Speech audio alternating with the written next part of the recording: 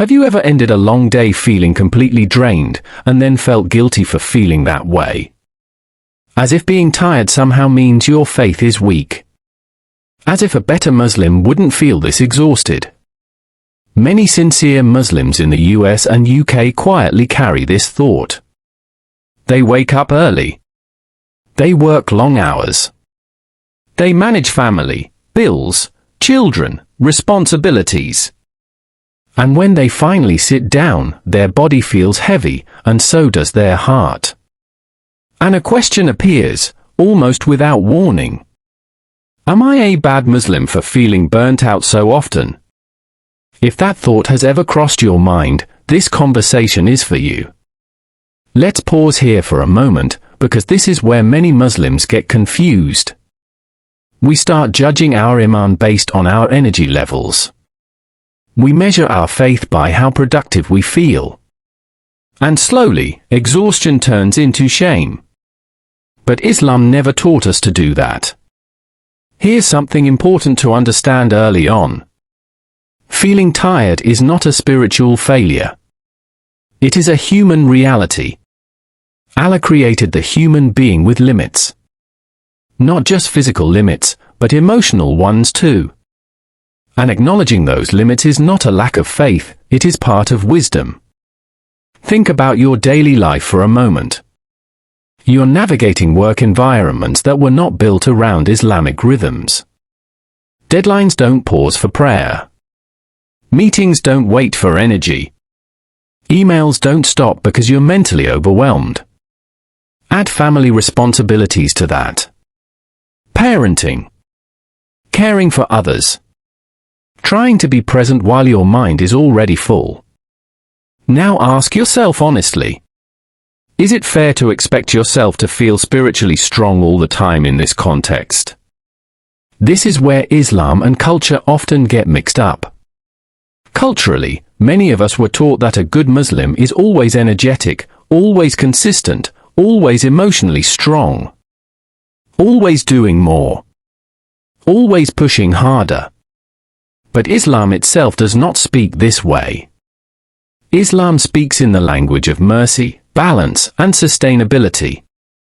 The Prophet taught us that the most beloved deeds to Allah are the ones that are consistent, even if they are small. Notice what that teaches us. Not intensity.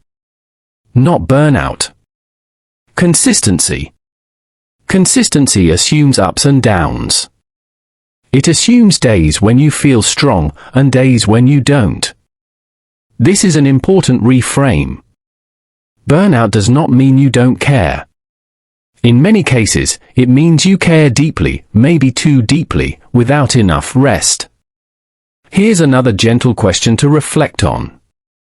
When you feel burnt out, do you think Allah sees weakness or effort? Because Allah does not judge us the way we judge ourselves.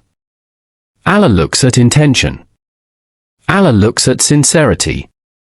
Allah looks at struggle that others may never see. A mother praying while exhausted. A worker holding on to honesty in a stressful office. A person trying to stay connected to Allah while feeling emotionally empty. These are not signs of failure. They are signs of striving. But here's where the confusion deepens. Many Muslims believe that rest is a reward, something you earn only after doing enough. But Islam treats rest as a necessity, not a luxury. Your body is an amanah. Your mind is an amanah. Neglecting them does not bring you closer to Allah.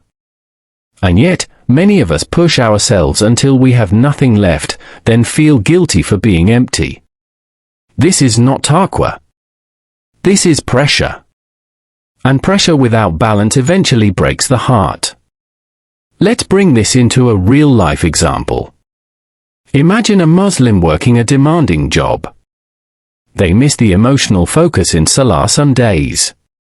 They feel distracted. They come home tired, barely able to engage spiritually the way they want to. And instead of asking, "How can I care for myself better?" they ask, "What's wrong with my Iman?" That question alone creates distance. because it assumes that faith should override human limits when Islam never made that demand. The companions of the Prophet were not emotionless or endlessly energetic. They experienced fatigue. They experienced sadness. They experienced moments of heaviness. What made them strong was not constant intensity, it was returning to balance. This brings us to a quiet but powerful truth. Burnout is often a sign that balance is missing, not belief. And Islam is a religion of balance. Between worship and rest. Between effort and reliance. Between striving and gentleness. In Western life, that balance is harder to maintain, not because Muslims are weaker, but because the pace is relentless. So if you feel burnt out, pause before blaming your faith. Ask a kinder question instead. What is my body asking from me right now? What is my heart quietly needing? Because Allah does not ask you to destroy yourself to prove devotion. He asks for sincerity. He asks for effort within your capacity. And He asks you to return, not to punish yourself. In the next part, we'll talk about something many Muslims struggle to admit. How to rest without guilt. How to distinguish between weakness and wisdom. And how Islam teaches us to care for our limits without losing our connection to Allah. For now, sit with this thought. Feeling burnt out does not make you a bad Muslim. It makes you human, and Islam was revealed for humans. Before we go any further, let's ground ourselves in a gentle truth. Islam does not ask you to ignore your limits in order to be close to Allah. It asks you to recognize them and live within them with honesty. This is where many sincere Muslims feel stuck. They want to rest, but guilt follows them into that rest. They slow down, but their mind keeps saying, you should be doing more. So the real struggle isn't just burnout. It's burnout plus self-blame. And Islam never intended for worship to feel like self-punishment. Here's a question worth sitting with for a moment. If Allah is our Rahman, the most merciful, why do we assume He wants us to live without mercy toward ourselves? This is where understanding capacity becomes essential. Allah tells us clearly that He does not burden a soul beyond what it can bear. This is not a slogan. It is a principle. It means that your capacity matters. Your season of life matters. Your mental and emotional state matters. A single parent navigating work and children does not have the same capacity as someone with fewer responsibilities. Someone dealing with anxiety or burnout is not expected to function like someone at ease. Islam does not flatten human experience. But culture often does. Culturally, many Muslims grew up with the idea that pushing through exhaustion is a sign of faith. That stopping means weakness. That slowing down means slipping. Yet the Sunnah shows us something very different. The Prophet discouraged extremes. He corrected those who tried to overburden themselves. He reminded people that the body has rights, the family has rights, and the soul has rights. This balance was not optional, it was guidance. So when you rest with intention, that rest can become part of worship. Yes, even rest. Rest that allows you to pray with presence later. Rest that protects you from resentment. Rest that helps you show up with sincerity instead of obligation. This is where intention quietly transforms everything. If you pause because you want to preserve your ability to worship, that pause is not a failure. If you rest so that you don't burn out and disconnect, that rest is not distance from Allah. But here's an important clarification. Rest is not the same as avoidance. Islam does not tell us to abandon obligations because life feels heavy. But it does teach us how to return gently when we stumble. There is a difference between saying, I can't do anything, and saying, I'm doing what I can, and that will have to be enough for now. That distinction brings peace. Another rehook to reflect on. What if Allah values your honesty more than your exhaustion? Because pretending to be strong when you are not does not bring closeness. Truthfulness does. Now let's talk about something practical, because clarity without application fades quickly. When burnout hits, many Muslims respond by trying to fix their Iman aggressively. More reminders. More content. More pressure. But often, what's needed is simpler. Start by simplifying worship, not abandoning it. If your prayers feel heavy, focus on presence over perfection. If you're struggling with consistency, choose the smallest action you can maintain. If your heart feels distant, speak to Allah honestly instead of performing. Islam does not demand performance.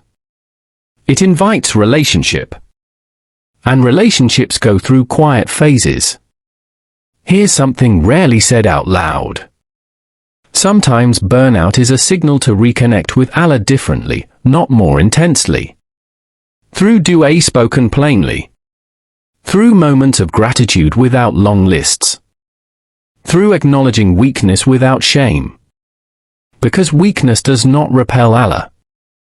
Arrogance does. And admitting, I am tired, is not arrogance. It's humility. Another area where guilt quietly grows is comparison. You see others posting about productivity, long prayers, constant motivation. And you measure yourself against snapshots you don't live. This comparison drains you further, spiritually and emotionally. But Islam never asked you to live someone else's capacity.